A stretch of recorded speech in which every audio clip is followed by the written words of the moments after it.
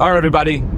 On my way to get some coffee. Hair is kind of messed up, but a video just came out last night from Jon Stewart's Daily Show, which is a show that I personally enjoy. And they talk about DOGE.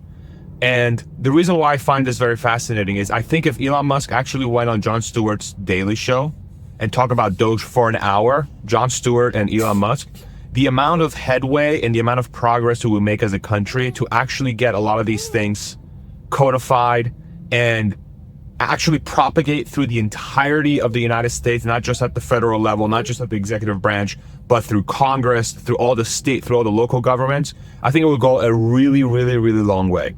Right now, DOGE feels like a very partisan, a very partisan thing. I know why. It's because the media makes it that way. And some of the rhetoric from Elon, he doesn't help himself a lot of times, honestly. But the approach behind DOGE is such a no-brainer. Everybody knows in the United States that if you think about the federal government, it is the most slow, most wasteful, most just corrupt. It is a complete and utter disaster. I don't think any of us could disagree. There's a reason why Congress has a 17% approval. I think it's up to like 25% now, because some of the Democrats are happy about the Democrats pushing back against DOGE, which I don't know why they would, but jump on the bandwagon. Anyway, the reason why I think Elon going on Jon Stewart would be a good idea is because on Jon's piece from last night, which I highly recommend you check out on their YouTube channel, on Daily Show, our Daily Show YouTube, Jon Stewart. Just look up the one they did about DOGE last night. They thought about something very, very, very true, which is there's a lot of waste, fraud, and abuse when it comes to a lot of huge companies, invested interests, and all these, entities and huge things that are basically siphoning tax money from the taxpayer and giving it to corporations that don't even need it, right? That's such a good point, because that's 1000% true. But here's the deal. I don't think that discussion really can take hold in this country unless DOGE actually existed. This is something Jon has been talking about for a really long time. One of the reasons why I enjoyed his show from the very beginning was that he was one of the very few people that actually talked about the abuses by the system, by the size and the corrupt nature of the government, and how they would get together with these large corporations and start basically screwing over the people by just trying to siphon as many tax dollars to themselves as possible. This is at the core of what DOGE is trying to do, but it's obvious that they're starting with the government, with the executive branch, right? But there's no reason why this sort of movement can't happen absolutely everywhere. And those two talking about it, just sitting down and having a conversation for an hour about why this movement is so freaking important. Somebody from the left in Jon Stewart, somebody who has clearly moved to the right, and Elon Musk, both who I view as sort of center-lean right, center-lean left. Elon Musk used to be a Democrat, now he's a Republican. He does have quite a few liberal leanings, even though they're clearly very suppressed right now because of who he has partnered himself with, obviously. Jon has always been on the left. Get those two people, they're both very reasonable. Just sit them down and have them talk for an hour about what needs to happen from here, right? How can we make this into a bigger deal? How can we make this into a giant movement? None of this would have happened without the Trump administration actually embracing DOGE in the way that they did. And even though the implementation of DOGE has been extremely chaotic up to this point, which if you follow this channel, we said specifically it would be very chaotic, specifically because Elon Musk is involved. This is how he operates. Like it or hate it, that's how he operates. If it wasn't for this type of noise, I don't think the public would have had nearly as much interest in this movement. As somebody who covers the Musk space very closely, I have never seen my channel get the amount of interest it's been getting, not until DOGE actually became a thing that started making stuff happening. We started covering it.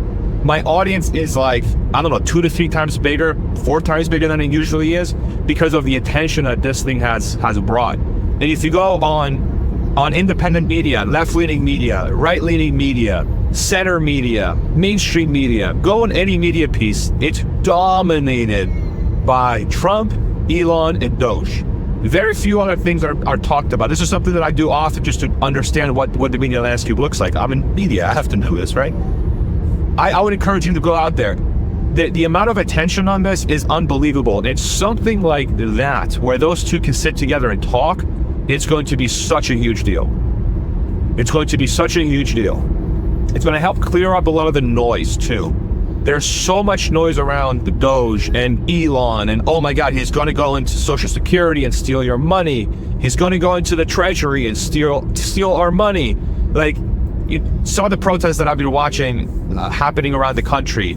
And if you listen to the people, sort of like a huge majority of people, what is the thing? It's like they just don't trust Elon. They don't trust billionaires, period. Billionaire is a bad word.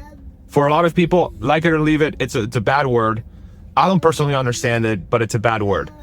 So what does that kind of conversation do? It gets, again, Elon into the belly of the beast, let's say, into a trusted news source, especially for the left, in Jon Stewart. And it does this incredible thing that we haven't had in God knows how long in this country, is some sort of like, hey, let's unite around a certain thing. Let's come together and be like, yo, this is why this is important. Let's both sides move forward, right? Up to this point, it's been a lot of, hey, this is why we have to do it. Look at all this fraud. Look at all this abuse. Check out the DOGE website. Look at all these things. It's terrible, right? And the right and the left is like, no, unconstitutional, bad. You're doing it bad.